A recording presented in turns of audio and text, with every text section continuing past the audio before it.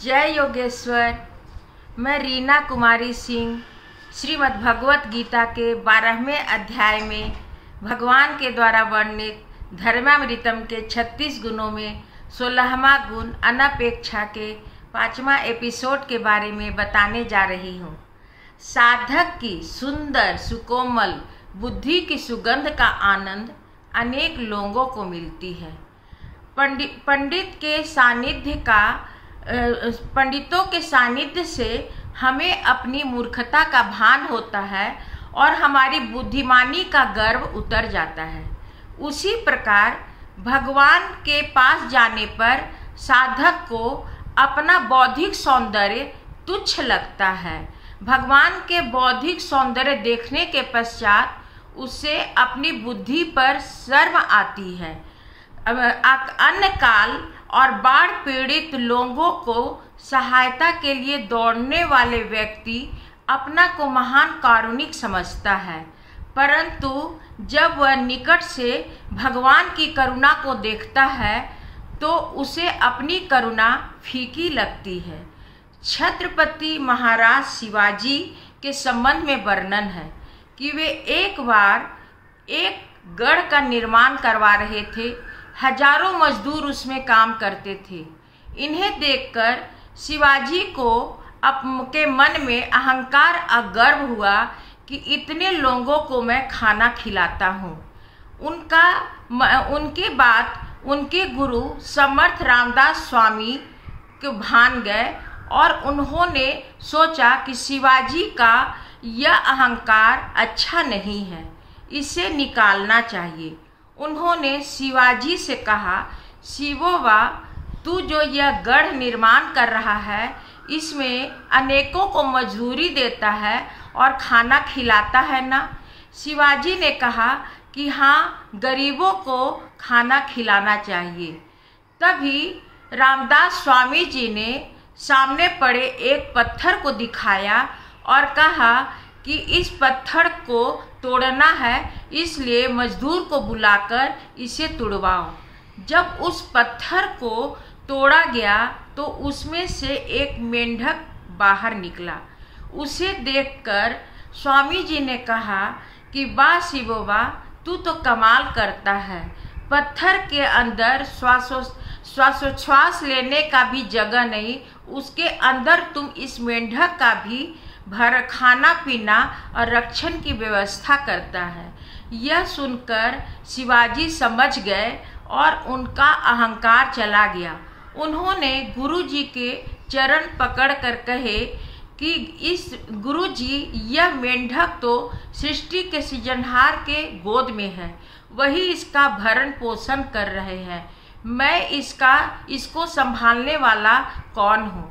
एक मराठी संत का कहना है कि किसको कौन खिलाता है, जो राम जी देते हैं वही तो हम खाते हैं। 9 वर्ष के दिन कोई व्यक्ति किसी ब्राह्मण को धोती का जोड़ा देकर कहता है कि यह बेचारा गरीब क्या पहने, इसीलिए मैं इसे जोड़ा धोती दे रहा हूँ। अपने करुणा का यह मिथ्या अभिमान है। हम अपने करुणा पर अभिमान करते हैं, लेकिन जब हम भगवान की करुणा को देखते हैं तो हमें अपनी करुणा फीकी लगती है। भगवान की बुद्धि के सामने जब हमें अपनी बुद्धि फीकी लगती है तो हमारे मन में अपेक्षा निर्माण होता है, पर जब तक मन में अपेक्षा रहता है तब तक भगवान शादी नहीं कर सकते, क्योंकि गीता में भगवान ने बताया है कि मुझे अनपेक्ष व्यक्ति प्रिय है। अपना होना और शादी करना दोनों अलग बातें हैं। नौकर भी मेरा अपना होता है, लेकिन कोई नौकर से शादी नहीं करता। शादी पूर्ण विश्वास होने पर ही शादी करना मतलब अपने खजाने की चाबी देना।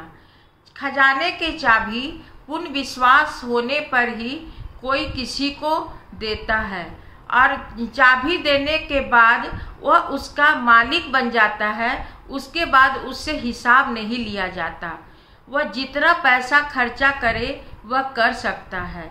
साधक भगवान का अपना होता है, लेकिन अपेक्षा होने से भगवान उसके साथ शादी नहीं करते।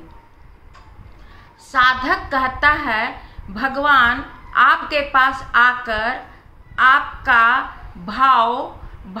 आपकी भाव प्रेम मैंने देखा है, मुझे भी आपसे भाव है। मुझे आपने अनेक जन्मों से मेरी परीक्षा ली है और मैं सफल भी हुआ हूँ। प्रभु, क्या अब भी आप मुझे बुद्धि से कंगाल समझते हैं? अभी भी आपको मेरे पर पूर्ण विश्वास नहीं है, लेकिन मुझे विश्वास है कि आप मेरे को अपनाएंगे ही और मेरा हाथ पकड़ेंगे ही।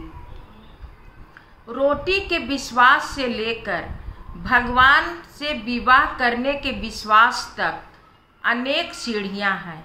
हमें तो यह भी विश्वास नहीं है कि हमें रोटी मिलेगी ही, जबकि भगवान प्रत्येक जीव को जगत में भेजने के पहले उसकी भोजन की व्यवस्था कर रखी है।